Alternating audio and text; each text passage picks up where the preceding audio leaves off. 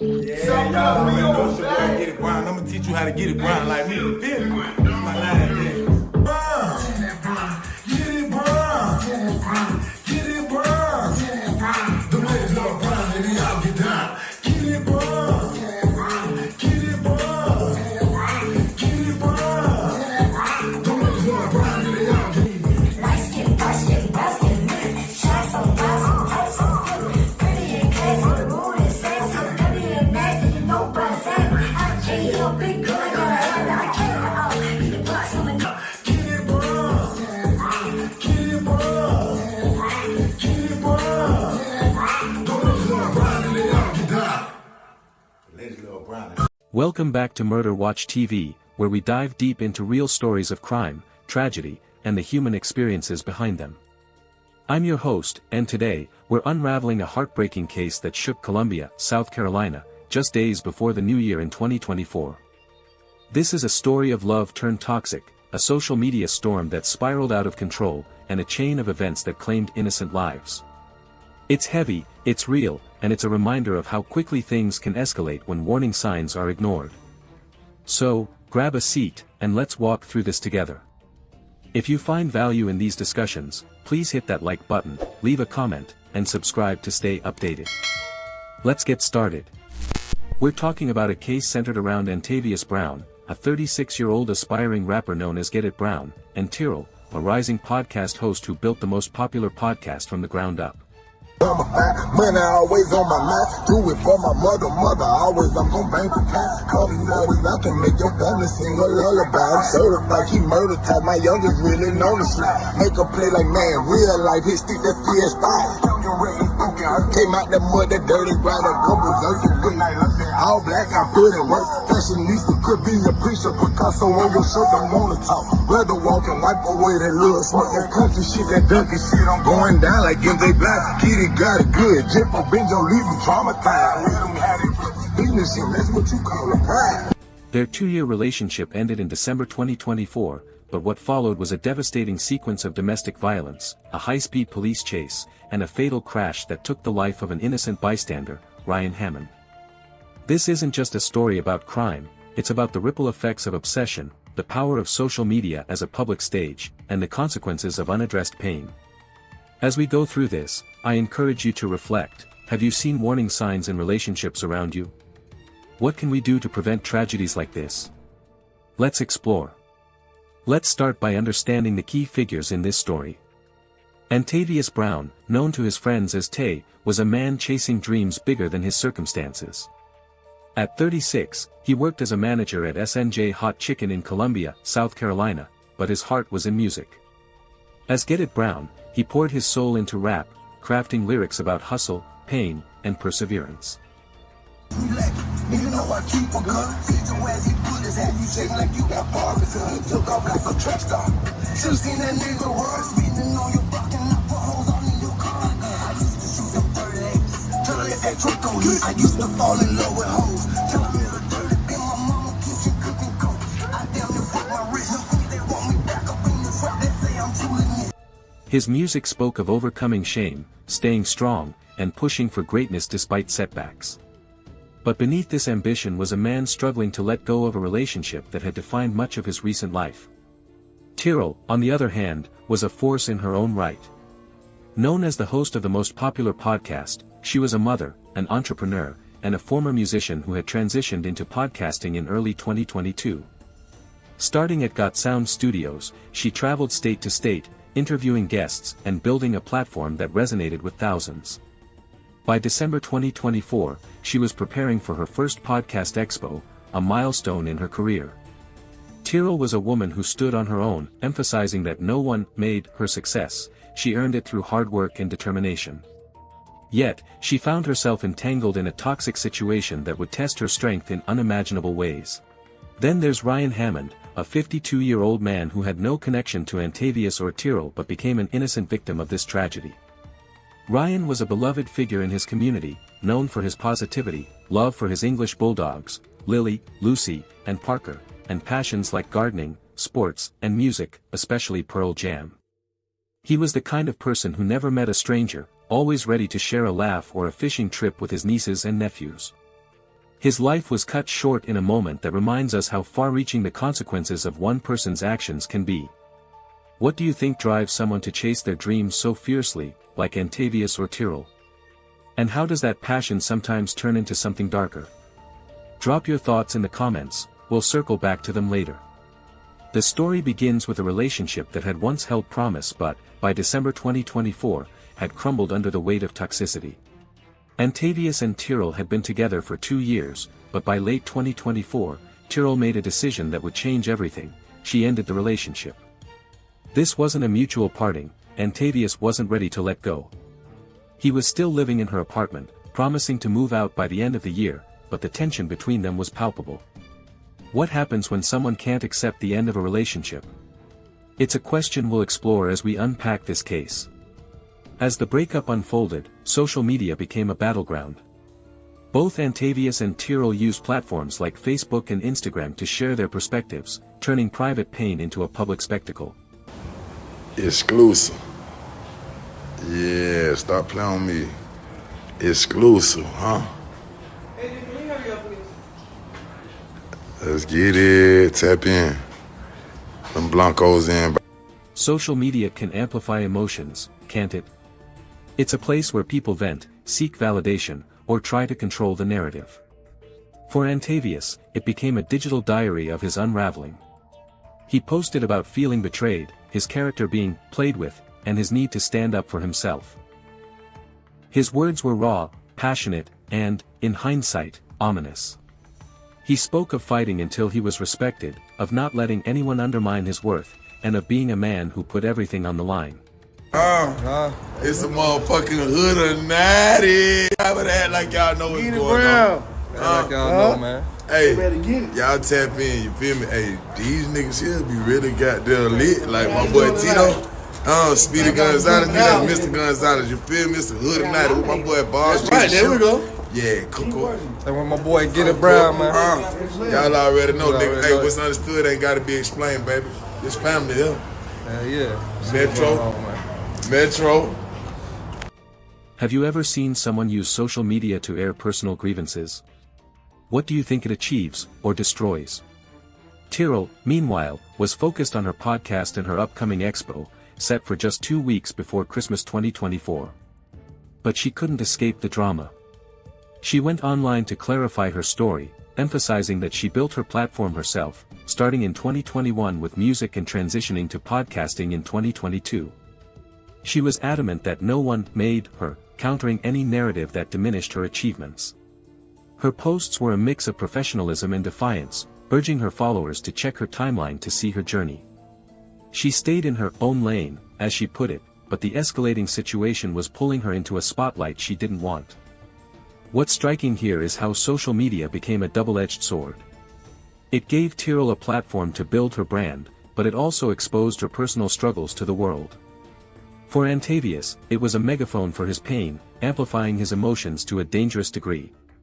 Let's pause for a moment. How do you think social media shapes our relationships today? Does it help us connect, or does it sometimes fuel conflict? Share your thoughts below. By December 27, 2024, the situation was spiraling. Antavius's social media posts grew more intense, hinting at a man on the edge. He wrote about going to war when he knew he was righteous, vowing to throw everything on the line, win or lose. These weren't just words, they were a warning. Tyrrell, sensing the danger, took to Facebook to apologize to anyone harassed due to her personal matters. She admitted things were getting out of hand and that she couldn't control Antavius's actions.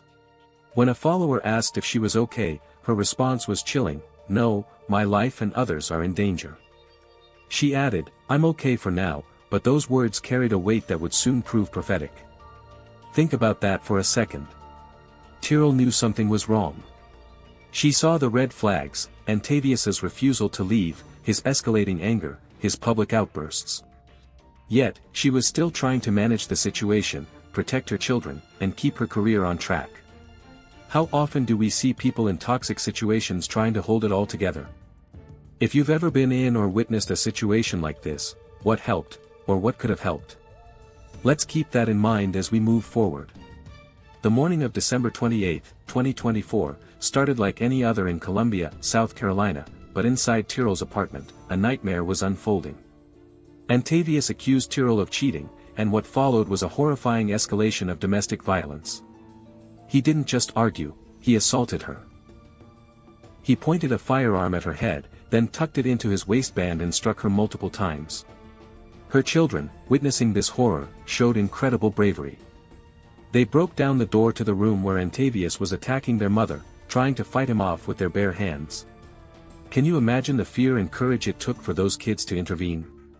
It's a heartbreaking image, and it underscores the devastating impact of domestic violence on families. As the family tried to escape, Antavius made a fateful decision. At the door, he pulled the firearm from his waistband and shot Tyrrell in the leg. This wasn't a moment of impulse, it was a deliberate act of control. But then, in a bizarre twist, Antavius drove Tyrrell to the hospital. Even during that drive, his abuse continued. He was verbally and physically abusive, pointing the gun at her and himself, all while leaving her children alone at home after witnessing the trauma. At the hospital, Tyrrell's fear was palpable. She whispered to a nurse, "He shot me. Please don't tell him I told you, but he's the one who shot me." She added a desperate plea, "He's going to go back to the house. Please don't let him kill the kids." Those words reveal a woman terrified not just for herself, but for her children's lives. Meanwhile, someone in the apartment had called 911 during the assault. Police arrived, finding bloody footprints and a pool of blood, evidence of the violence that had taken place. Antavius, now a fugitive, fled the hospital, setting the stage for the next chapter of this tragedy. With police on his trail, Antavius's actions became even more reckless. Authorities tracked his phone to a location on Leberg Road, where deputies approached him with a rifle. Instead of complying, he rolled up his window, backed up, and sped off, initiating a high-speed chase through Columbia. He turned onto Lower Richland Boulevard, then Bittenat Drive, and finally Garner's Ferry Road, weaving through traffic with no regard for safety. What makes this moment even more surreal is that Antavius was live-streaming the entire chase on Facebook, broadcasting his final moments to the world. His words during the live stream were haunting. He apologized to his followers, saying he had given everything he could. He repeated, "They're going to kill me, y'all. I'm going to make them kill me. Today is the day I die." It was a chilling declaration of a man who felt he had nothing left to lose.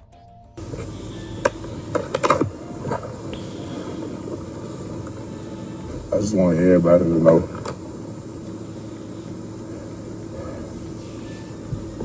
I'm sorry. I fucked up.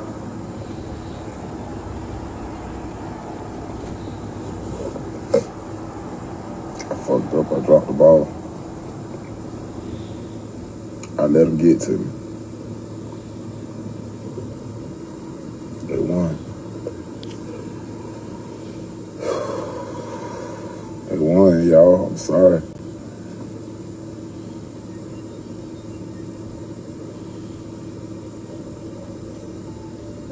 I was so blessed.